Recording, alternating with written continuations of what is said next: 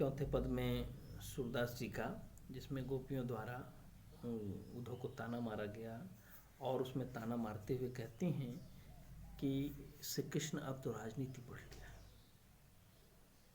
ठीक है, और उन्हें राजधर्म भी सिखलाती हैं, बतलाती हैं। उद्धव द्वारा गोपियों को योग संदेश देने के पश्चात, समझाने को बताने के बाद, गोपियाँ उनको कहती हैं ताना मारते हुए, हरिहें राजनीति पढ़ाए। यानी श्री कृष्ण जो अपना श्री कृष्ण है वो क्या कर लिया, राजनीति पढ़ लिया, राजनीति आ गई है उसे, ठीक है ना। समझी समुझी बात कहत मधुकर के, समाचार सब पाए। बोलते हैं हम लोगों को सारा समाचार मिल गया। उद्धव जी आप जो समाचार लेकर आए हैं उससे हम लोगों को पता चल गया है कि श्री कृष्ण जो है वो राजनीति पढ़ लिए हैं। एक अति चतुर हुतय पहले ही, एक तो पहले से बहुत चालाक थे वो, और अब गुरु ग्रंथ पढ़ लिए, यानी वही तात्पर्य हुआ कि अब राजनीति सीख लिए हैं। बढ़ी बुद्धि जानी जो उनकी, योग संदेश पठाए, पठाए मतलब भिजवाना। बोलते हैं अब हम लोग समझ गए, उनकी बुद्धि बढ़ गई है, ज्ञान बढ़ गया है, ठीक है ना, जो योग संदेश भिजवाए हैं। यानी उद्धव जी योग संदेश लेकर आए हैं, उन्हीं को कह रही हैं कि अब उनकी बुद्धि बढ़ गई है, ज्ञान बढ़ गया है, योग संदेश भिजवाए हैं।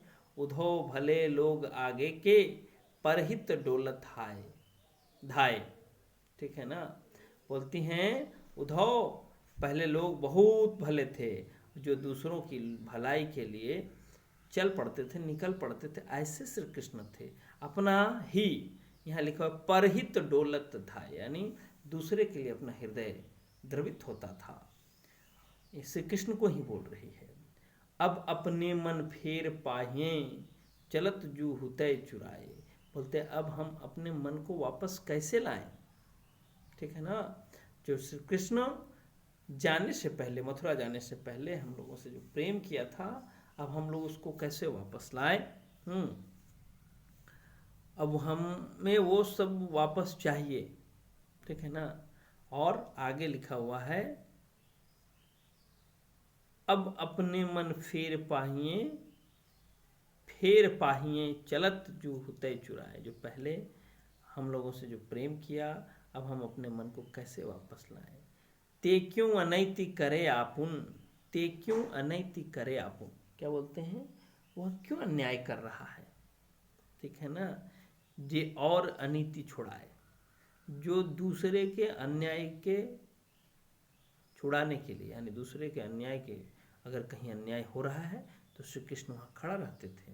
लेकिन आज ऐसा क्यों हो गया है कि आज वो खुद अन्याय कर रहा है। क्या अन्याय कर रहा है, तो आगे सूरदास जी बोलते हैं कि गोपियाँ उद्धव से कहती हैं राज धर्म तो अहसुर, यानी सूरदास जी बोल रहे हैं कि गोपियाँ उद्धव को समझा रही है कि राज धर्म तो ये होता है जो प्रजा न जाहि सताए, यानी प्रजा को कोई कष्ट नहीं होना चाहिए किसी भी प्रकार से, ठीक है ना।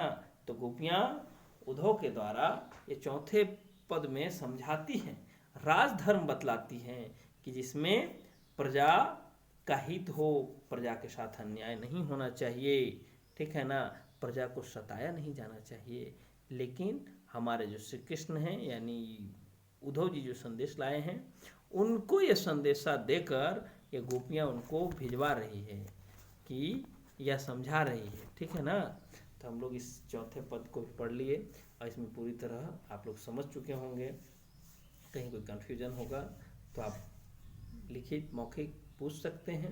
इसमें कुल प्रश्न है 12 प्रश्न हैं, 12 प्रश्न हैं। आप अपनी कॉपी में बनाएंगे, सभी आसान हैं, कहीं कोई दिक्कत नहीं है, और हम विश्वास करेंगे कि आप बना लेंगे। तब तक के लिए ठीक है जी। सभी भैया बहन ध्यान से पढ़ेंगे। आप इसका ख्याल रहे कि आप 10वें वर्ग में